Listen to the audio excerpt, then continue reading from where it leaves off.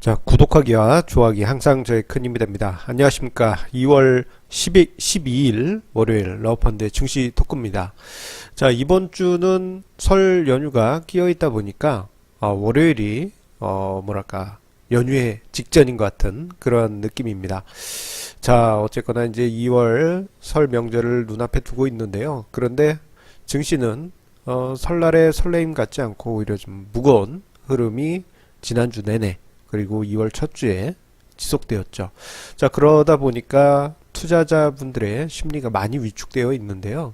또 한편으로는 월요일 아침에 증시가 반등을 하니까 이것이 이제 새로운 전환점이 되지 않겠느냐, 그러한 기대를 가지시는 분도 있습니다. 자, 그런데 요 심리들 매우 극단적으로 부정적으로 생각하는 분도 마찬가지고, 그리고 지금부터 다시 증시가 살아날 것이다 그렇게 생각하시는 분들도 있을 텐데요. 자, 그분들께 약간은 중립적인 관점에서 오늘 시황글을 하나 이야기 드리겠습니다. 그것은 바로 증시 충격 그 후에 회복되는데 시간이 많이 필요하다라는 점입니다. 자, 주가지수 충격 후 회복되는데 시간이 필요하다. 예, 오늘 증시 토크의 가장 중요한 키워드를 제목에 담았습니다.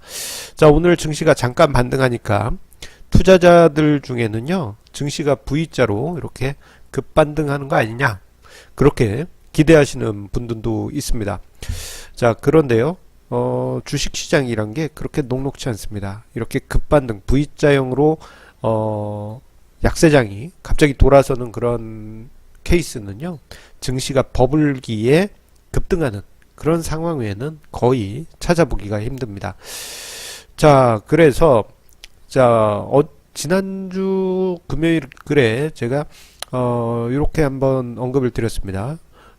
현재 단기 급락세 10년 내 3번의 사례를 비교해보다라는 글을 통해서 조정 후에는 증시의 체질이 바뀐다, 그런 취지의 이야기를 드렸는데요.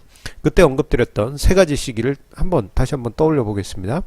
2013년 6월 버냉키 쇼크가 있을 거고요. 2011년 8월에 유럽 위기, 그리고 2008년 내내 이어졌던 금융 위기, 이렇게 세 개의 큰 증시 조정이 최근 10년간의 가장 큰 조정이라고 볼 수 있겠습니다. 자, 그런데요, 그때 그 굵직한 세 개의 시기를 보게 되면요, 증시가 조정을 받은 후에 바로 튀어오른 게 아니고 시간이 걸렸습니다. 하락한 후에 추세가 다시 전환되기까지는 일정 부분 소위 바닥을 만들고 추세가 전환된 후에야 상승 추세로 전환이 되었던 것이죠.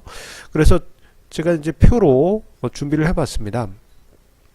자, 그림이 한 화면에 나오지 않네요. 하나하나 보도록 하겠습니다.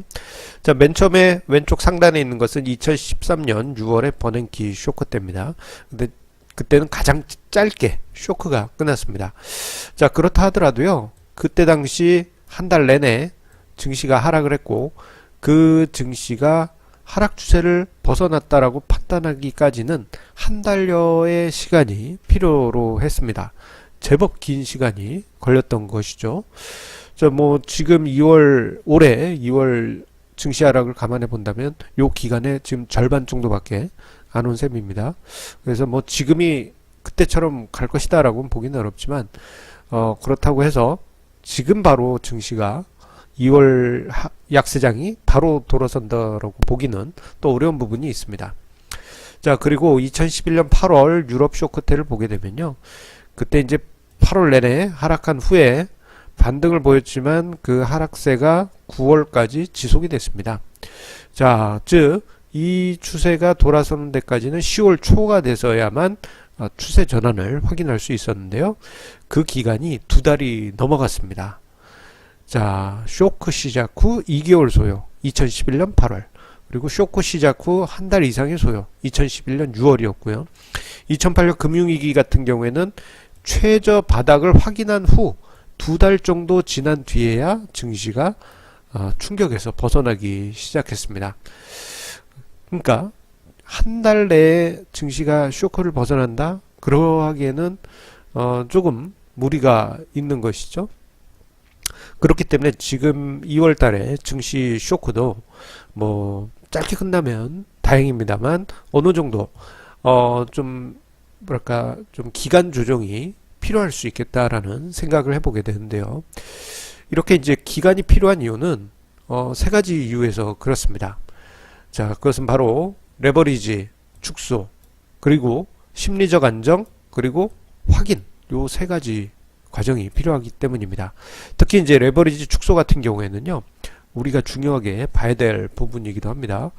그 이유는 증시가 상승할 때 자연스럽게 신용융자 잔고도 증가합니다. 투자자들이 더 높은 수익률을 만들기 위해서 신용융자를 많이 사용하게 되기 때문이죠. 자, 그런데 이게 계속 무한히 사용될 수는 없습니다.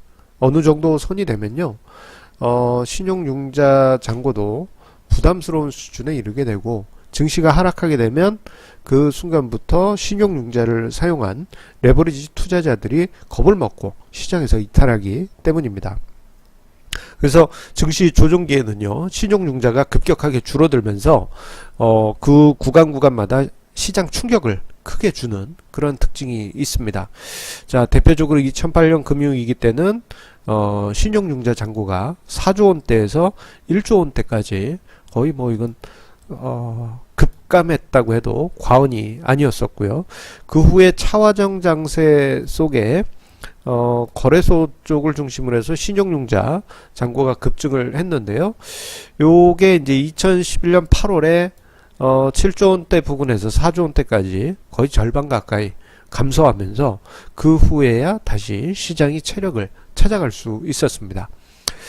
그리고 2013년 6월에는 신용융자 잔고가 높은 수준은 아니었지만 그때 그 버냉키 쇼크로 인해서 신용융자 잔고가 감소했고, 그 이후에 시가총액 대비 신용융자 레버리지 비율이 크게 낮아진 후에 증시는 상승세를 만들었고, 그 후에 신용융자가 추가로 들어올 수 있는 여지가 그 룸이 매우 커짐에 따라서 그 후에 매수세가 유입되면서 신용융자도 증가하고, 이게 이제 중간에 2015년 스몰캡 랠리를 만드는 원동력이 됐습니다.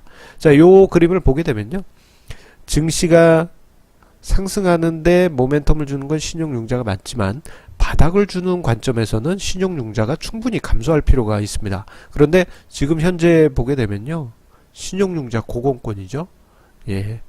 신용융자 고공권에 있다는 것은 일정 수준 감소가 필요한데, 이게 급격한 감소가 아니라면은 시간 조정 속에 완만히 축소될 필요가 있습니다.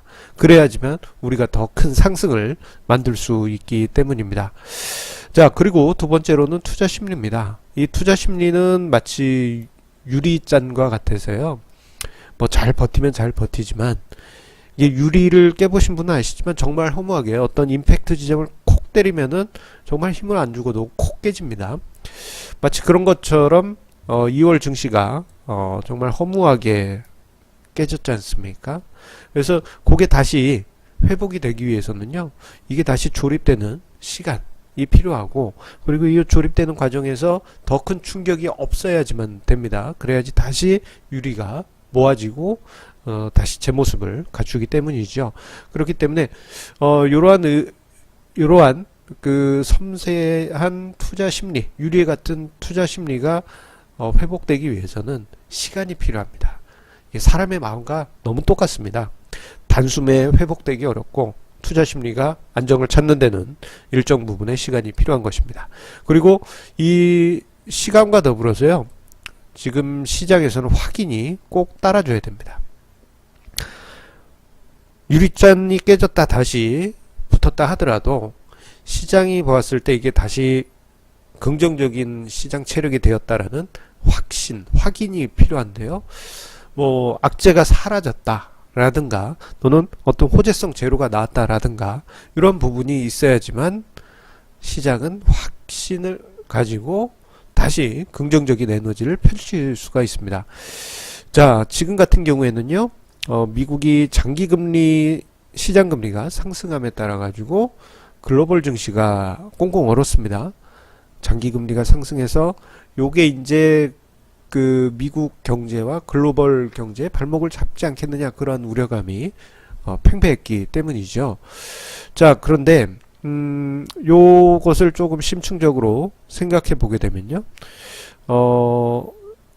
시장 장기금리가 상승해서 차후에 경제 불안이 있을 것이다 라는 점도 악재로 해석이 됐지만, 또 하나는 이제 연준에서 올해 3번의 금리 인상을 할 것이다 라는 그러한 이야기도 계속 이어지다 보니까 뭐 이게 고금리 상황으로 간다 이런 불안감이 커졌습니다. 그렇다면 이러한 분위기가 확신 단계로 가기 위해서는 두 가지 조건이 필요합니다. 하나는 연준에서 금리 인상 속도를 좀 천천히 하겠습니다 라고 하던가, 파월 의장이 그런 식의 발언을 하던가.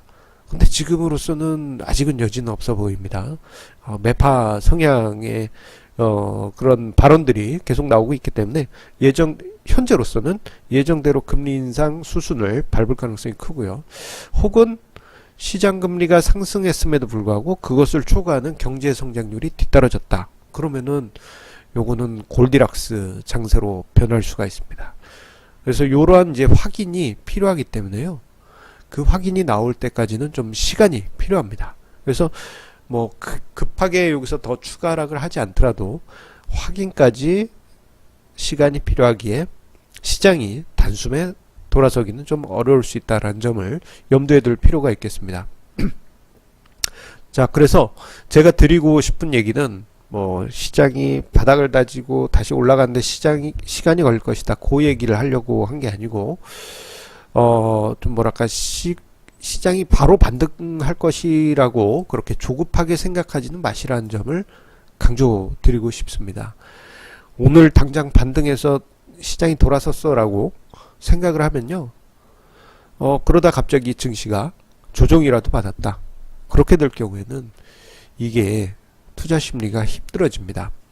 2차 세계대전 때요, 포로 수용소, 이제 연합군이 이제 포로 수용소에 잡힌 그곳에 있었던 일화 중에 하나가, 무조건 긍정적으로만 생각했던 그런 포로들, 곧 우리는 풀려난다 이렇게 생각했던 포로들 같은 경우에는 이게 점점 수용 기간이 길어지면서 가장 먼저 죽었다고 합니다. 심리적으로 무너지고 그러면서. 하지만 오히려 그냥 담담하게 지금 현재 상황을 인정하고 확연히 이제 어떤 바뀐 그 상황이 됐을 때까지 기다린 이들 같은 경우에는 포로 수용소에서 끝까지 살아남았다고 합니다. 지금 침체장, 마음 같아서는 지금 바로 돌아섰으면 좋겠습니다만 약간은 좀 기다림이 필요하겠다라고 다시 한번 설명을 드리겠고요. 그리고 그 조정 후에는 시장이 이제 새로운 변화가 만들어지면서, 지난주 금요일에 제가 말씀드렸던 대로 조정장 후에 못 움직였던 종목이 대장으로 올라온다든가 가치주가 빚을 발한다든가 그러한 흐름을 기대를 해볼 수 있겠습니다. 자, 오늘 증시 토크, 월요일 첫 증시 토크는 여기까지 하도록 하겠고요. 제가 오늘 좀 목 상태가 좋지 않아서 음질이나 또는 발음하는 게 조금 어색했을 수도 있습니다. 그래도 끝까지 유익하게 봐주셔서 감사드리고요. 자, 설 명절 이제 목요일부터 시작이지 않습니까? 이제 내일과 모레 이틀 동안 설 연휴 직전까지 알찬 주제로 증시 토크 찾아뵙겠습니다. 마지막으로 구독하기와 좋아하기 버튼 항상 감사드립니다.